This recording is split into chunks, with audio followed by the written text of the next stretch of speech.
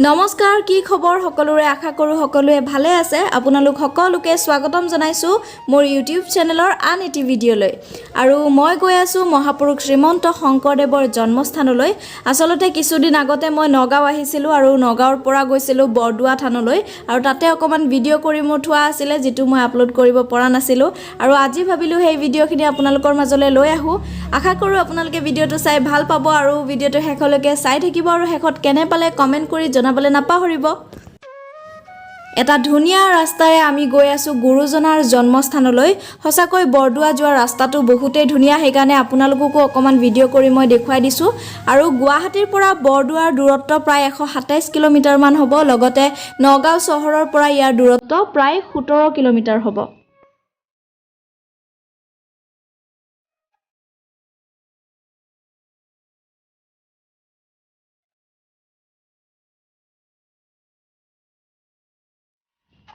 আহি পাই গলো বৰদুৱা থান কিন্তু আমি প্ৰথমতে গৈছিলো এইখন গেটেৰে ভিতৰলৈ সোমাই কিন্তু বেলেগ এখন গেটেৰে যাম এতিয়া আৰু সেইখন গেটেৰে বলক আপোনালোকক লৈ যাম ভিতৰলৈ আৰু ভিতৰলৈ যোৱাৰ আগতে মেইন কামটো হৈছে চেন্ডেল খোলা আৰু এতিয়া আমি ইয়াতে চেন্ডেলযোৰ খুলি থম আৰু চেন্ডেলযোৰ খুলি এতিয়া ভিতৰলৈ যাম আৰু আপোনালোকে ভিডিঅটো শেষলৈকে চাই থাকিব কিন্তু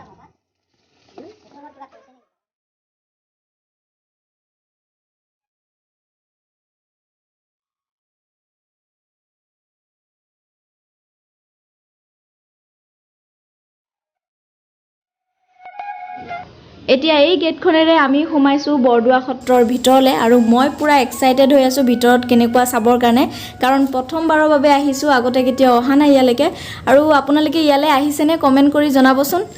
আৰু এতিয়া ভিতৰলে সোমাই পেলাই কিনো দেখা পাওঁ চাও বাৰু আৰু ভিতৰত সোমাই ওয়ালবোৰত এনেকে ধুনিয়াকে কৃষ্ণৰ ছবি অঁকা আছে লগতে ভিতৰৰ পৰা আৰু এবাৰ গেটখন দেখুৱাই দিছো আপোনালোকক এতিয়া বলক ভিতৰৰ ফালে ময়ো চাও কি আছে আপোনালোককো দেখুৱাও ভিডিঅটো চাই থাকিব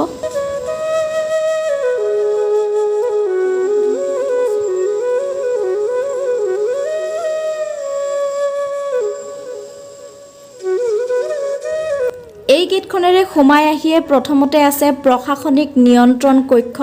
আপোনালোকক অকমান দেখুৱাই দিছো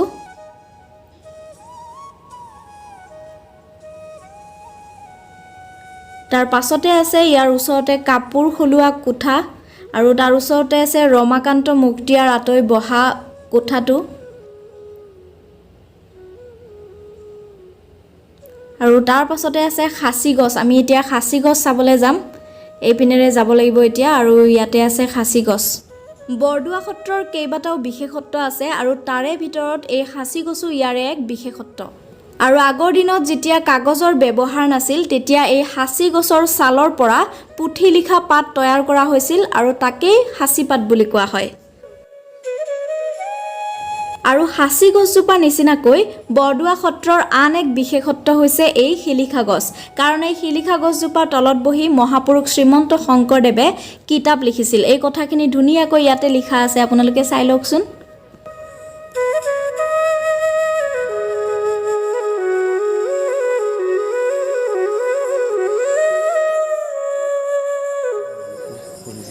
এইটো গুৰুজনাৰ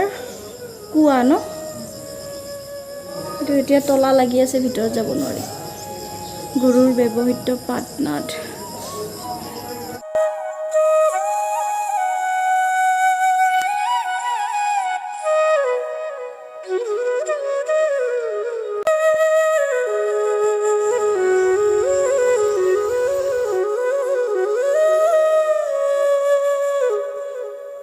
আৰু এয়া হৈছে নাটঘৰ ইয়াতে অংকিয়া নাট ভাওনা এইবোৰ হয় কিন্তু ইয়াতে বৰ্তমান থাপনাখন পাতি থৈছে কাৰণ কীৰ্তন ঘৰৰ মেৰামতিৰ কাম চলি আছে সেইকাৰণে থাপনাখন ইয়াতে পাতি থোৱা হৈছে বেছিকৈ মানুহ অহা নাই বাৰু কিন্তু দুই এজন যি মানুহ আহিছে যদি কোনোবাই খৰাই দিয়ে ইয়াতে খৰাই দি আছে বৰ্তমান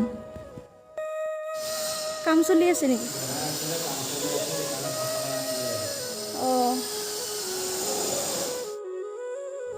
আৰু আমি এতিয়া এপিনে যাম ইয়াতে আছে আকাশী গংগা ভক্তি সৰোবৰ বৰদুৱা থানৰ আন এক বিশেষত্ব বলক এতিয়া সোমাই যাও আৰু পুখুৰীটো চাও বহুত ডাঙৰ এটা পুখুৰী আছে এপিনে আৰু আপোনালোকে দেখিছেনে চাৰিওফালে এটা সেউজীয়া পৰিৱেশ আৰু বহুত ডাঙৰ ডাঙৰ গছ দেখিছোঁ ইয়াতে একেবাৰে শান্ত হৈ আছে পৰিৱেশটো আৰু ফ্ৰেণ্ডছ জানিব পৰা মতে এই বৰদোৱা থানখনে 286 বিঘা মাটিকালি আগুৰি আছে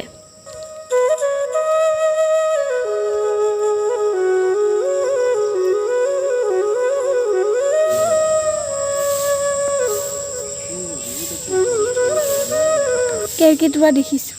এইটো চাওক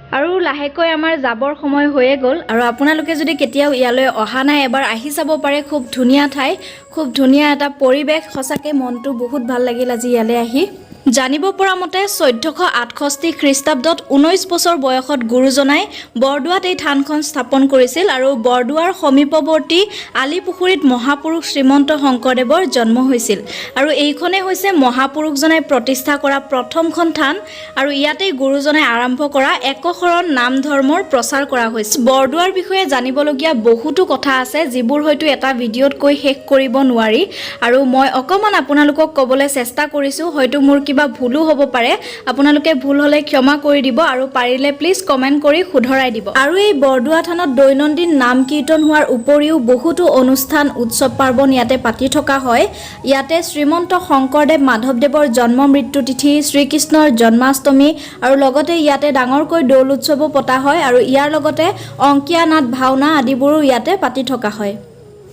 আৰু আজিৰ ভিডিঅ'টো ইমানেই আছিলে ভিডিঅ'টো শেষলৈকে চোৱাৰ বাবে থেংক ইউ সো মাচ ভিডিঅ'টো চাই যদি ভাল লাগিলে তেন্তে লাইক আৰু শ্বেয়াৰ কৰিব লগতে মোৰ চেনেলটো সাবস্ক্ৰাইব কৰি ওচৰত থকা বেল আইকনটো প্ৰেছ কৰি দিব যাতে মোৰ আহিবলগীয়া ভিডিঅ' নটিফিকেশ্যনসমূহ আপোনালোকে পাই থাকে আৰু এনেদৰে আপোনালোকক লগ পাই থাকিম নতুন নতুন ভিডিঅ'ৰ সৈতে আজিলৈ আহিছোঁ bye bye love you all